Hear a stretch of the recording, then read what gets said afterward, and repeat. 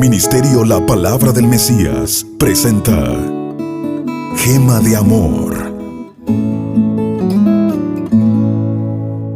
Continuando así con los temas, con el tema general que comenzamos a trabajar, viviendo el Evangelio en nuestras relaciones matrimoniales. Hoy queremos tratar un matrimonio a la luz del Evangelio. Es muy importante vivir, ¿no?, así, los matrimonios a la luz de lo que es el Evangelio del Señor.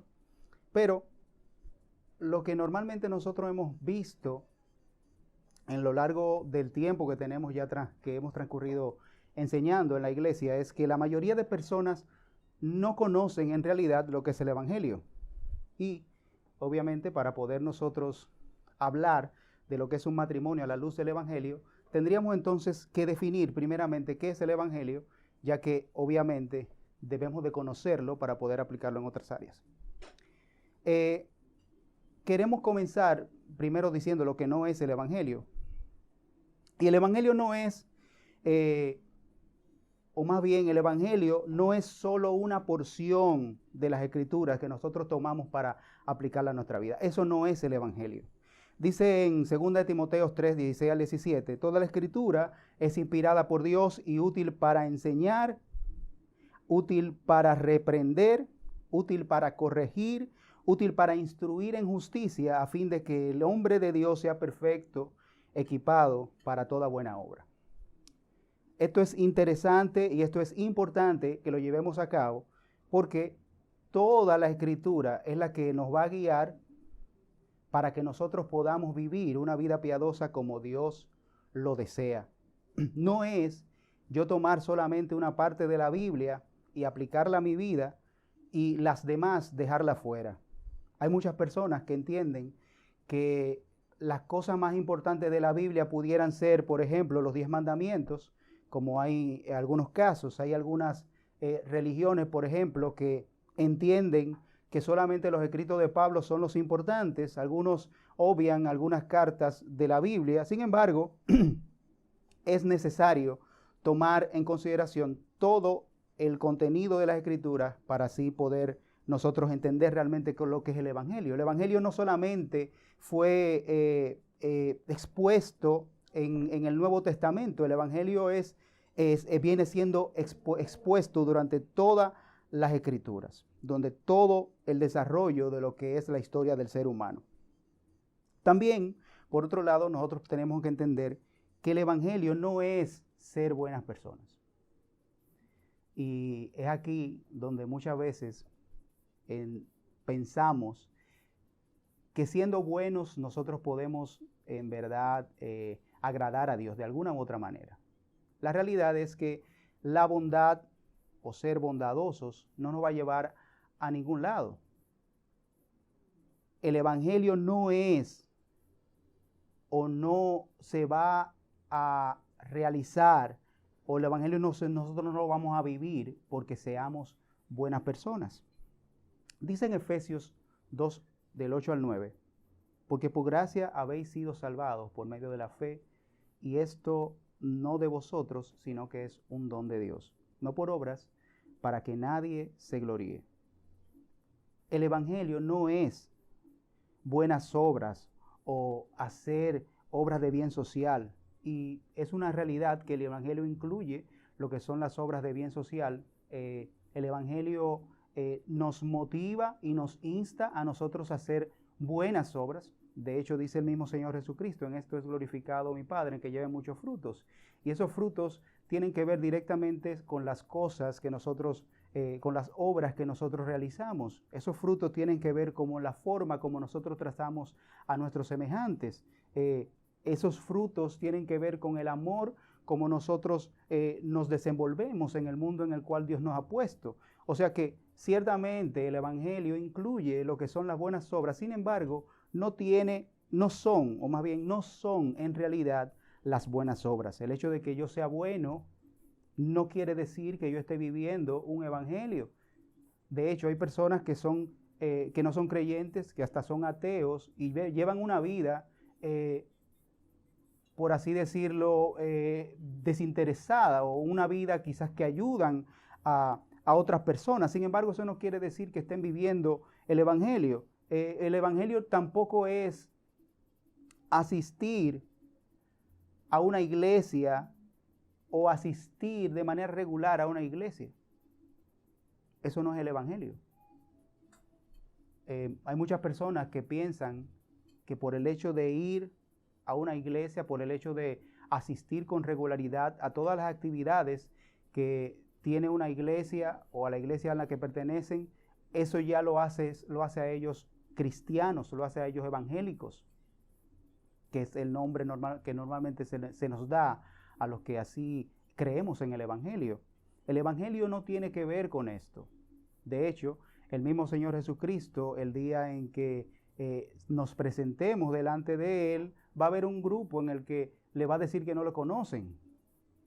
O sea, vivían estas personas dentro de las iglesias, hacían ministerio dentro de las iglesias por el relato bíblico en el que como el Señor lo presenta. Sin embargo, estas personas no vivían el Evangelio. Estas personas no vivían de acuerdo a las normativas del Evangelio. O sea que el Evangelio no tiene que ver con mi asistencia regular a la iglesia. El Evangelio no tiene que ver con la forma como yo adopte el ir a la iglesia. El Evangelio no tiene que ver con nada de eso. El Evangelio tampoco tiene que ver con tratar de cumplir al pie de la letra los mandamientos de Dios. Y esto es importante, o más bien esto es uno de los puntos importantes, porque si bien es cierto, la ley de Dios está hecha, o más bien fue dada por Dios para nosotros, para que nosotros la cumpliéramos, y el Señor reduce lo que es la ley y los profetas a 2 mandamientos: amarás a Dios sobre todas las cosas y a tu prójimo como a ti mismo. No así es, o más bien quiere decir que con el simple hecho de tú hacer estas 2 cosas o cumplir con los mandamientos, ya por eso tú te vas a ganar el favor de Dios. No es así, y es evidente que también intrínsecamente dentro de lo que son los 2 mandamientos, obviamente nadie los cumple a cabalidad. Sin embargo, el yo tratar de cumplir al pie de la letra los mandamientos de Dios no va a mostrar que yo estoy viviendo realmente el Evangelio. De hecho, hay una palabra que se usa para personas que tienden a vivir de una manera parecida, que me imagino que muchos la han escuchado, que se le dice a estas personas que son legalistas. Legalistas porque quieren llevar la ley o quieren vivir la ley de una manera literal, ¿no?, en sus vidas. Hay un relato en las Escrituras, creo que casi todos los conocen, es el hijo pródigo. El hijo pródigo. En el relato del hijo pródigo hay 2 vertientes, ¿no?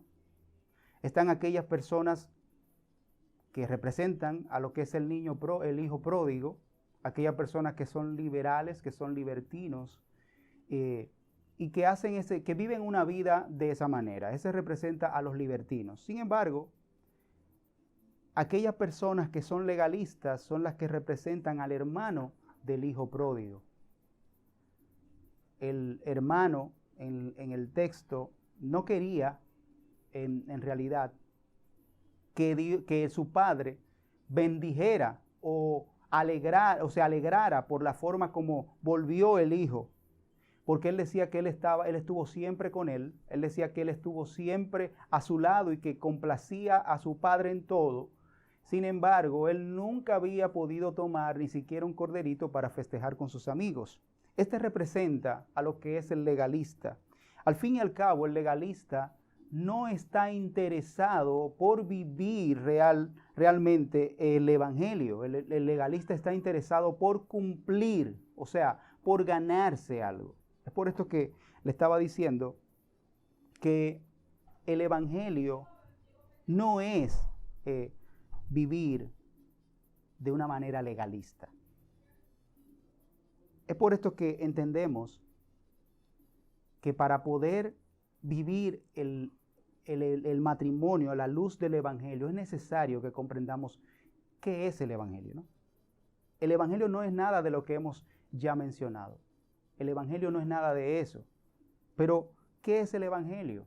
Muchas veces a las personas se les pregunta, se les hace esta pregunta y tienden a no entender, o más bien titubean en la forma de responder a lo que es el Evangelio, porque no comprenden básicamente esto.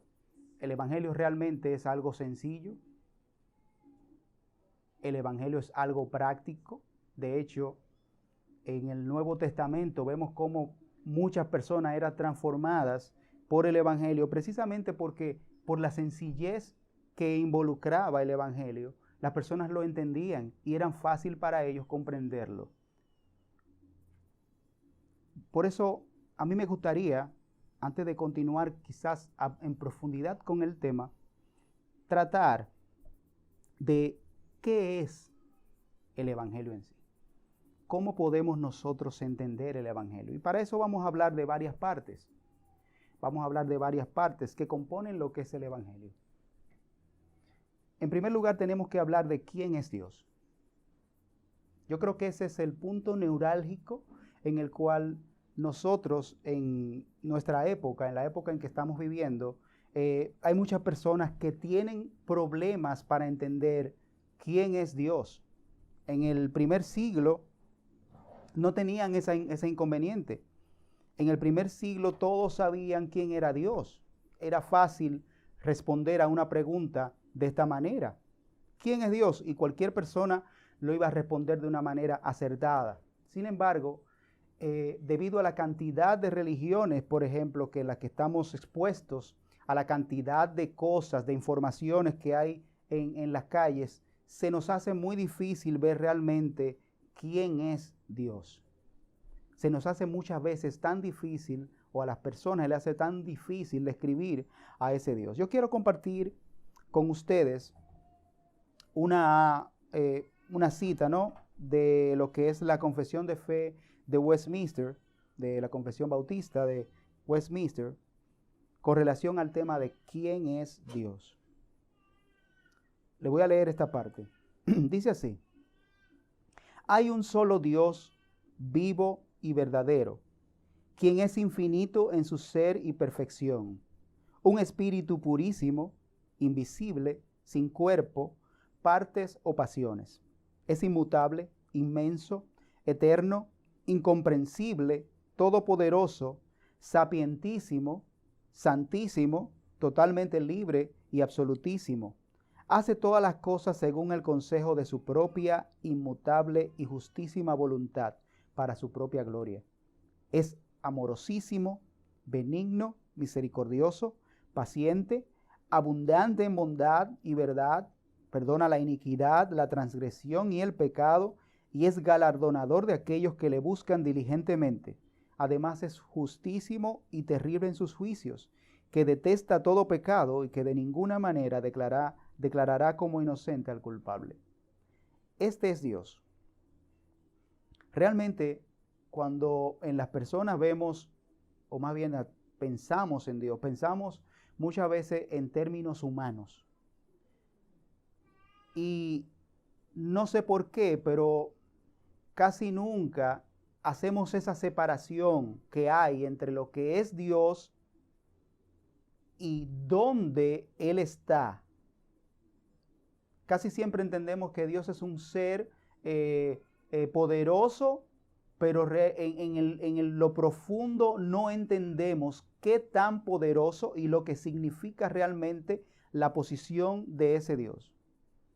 Cuando comenzamos a ver, o cuando meditamos precisamente en que Dios es el creador de todo lo que existe, cuando meditamos realmente en lo que es la naturaleza, lo que es el universo, el tamaño del universo, las implicaciones que tiene el universo, la creación en sentido general, entonces podemos nosotros ver si alguien pudo crear algo de esa magnitud, entonces quiere decir que ese alguien está por encima de todo eso. A mí a mí me gustaría hablar de esto, de quién es Dios, ¿no? Y me gustaría quizás detenerme un poco para que podamos ver la magnitud del universo. Pero lo vamos a hacer más adelante. Este es la primera parte de lo que es este tema de vivir el Evangelio a la luz, de vivir el matrimonio a la luz del Evangelio. Y le damos las gracias a los medios ACN por esta parte. Así que continuaremos en el otro set.